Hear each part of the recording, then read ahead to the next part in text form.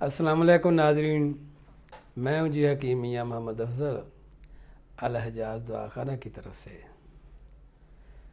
नाजरीन, आज हम आपको मुख्तसर सा तारफ़ करवाते हैं कि स्पर्म किसे कहते हैं, स्पर्म क्या होते हैं, इनकी नोयत कैसी होती है, इनकी कारकर्दगी क्या है, ये इंसानी ज़िंदगी के अंदर कितने अहम और ज़रूरी हैं।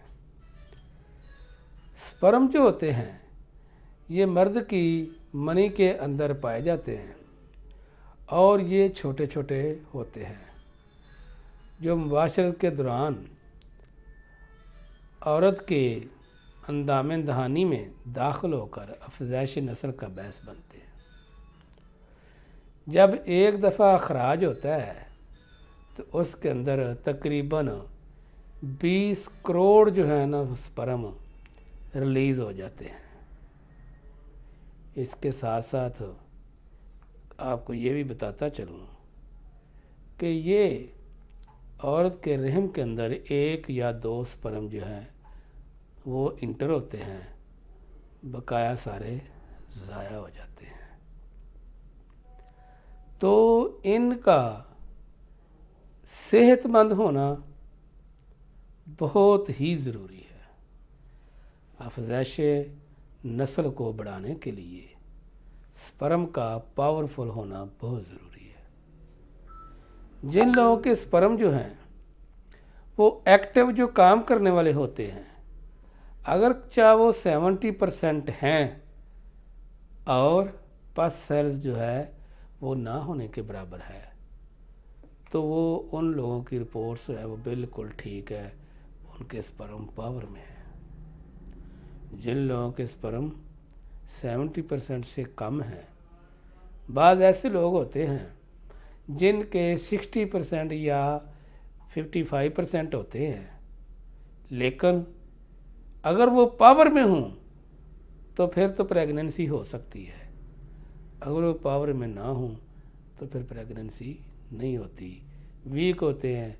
बाद लोग उनको उलझन में डाल देते हैं कि नहीं जी ऐसा भी हो सकता है, ये भी काफ़ी हैं, ये भी ठीक है रिपोर्ट, लेकिन जो स्पर्म शो कम ही कर रही है, उनकी एक्टिव जो है वो स्पर्म ही कम शो कर रही है, तो वो कितने पावरफुल होंगे।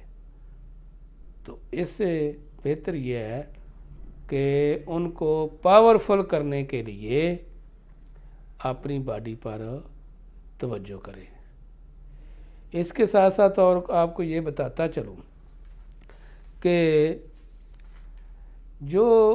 ये जो स्पर्म है इन मर्द के एक्स और वाई क्रोमोसोम पर मुश्तमिल होते हैं और औरत के स्पर्म जो होते हैं वो सिर्फ एक्स होते हैं। जब एक्स और वाई मिलते हैं तो ये एक एग के अंदर इंटर होते हैं, तो प्रेगनेंसी की शक्ल बनती है। ये तिब्बी लिहाज से एक सिस्टम है। तिब्बी लिहाज से एक और आपको बात बताता चलूँ, जिस मर्द के स्पर्म जो है वो जितने पावर में होंगे तो पावर में होने की वजह से बेटे पैदा होंगे, अगर वीक होंगे तो बेटियां पैदा होंगी। ये एक तिब्बी तहकीक है, ये कोई ऑथेंटिक बात नहीं हम कह सकते, क्योंकि हमारा इस चीज़ पर ईमान है कि बेटियां अता करना या बेटे अता करना ये मेरे मालिक का निज़ाम है, जिसे चाहे बेटियां अता करे, जिसे चाहे बेटे अता करे। इसके साथ साथ आपको थोड़ी सी और आगाही देता चलूँ, आपके स्पर्म्स का खुराक के साथ बहुत ही गहरा तल्लुक़ है। अगर आप अपनी खुराक के अंदर अल्कोहल, मनशियात वगैरह या फास्ट फूड ले रहे हैं या नाकस ग़िज़ाएँ खा रहे हो या बासी खाने खा रहे हो, गली सड़ी सब्ज़ियाँ इस्तेमाल कर रहे हो, तो इन चीज़ों का आपके स्पर्म पर बहुत असर पड़ता है। आपके स्पर्म वीक रहेंगे, पावर में नहीं आएंगे।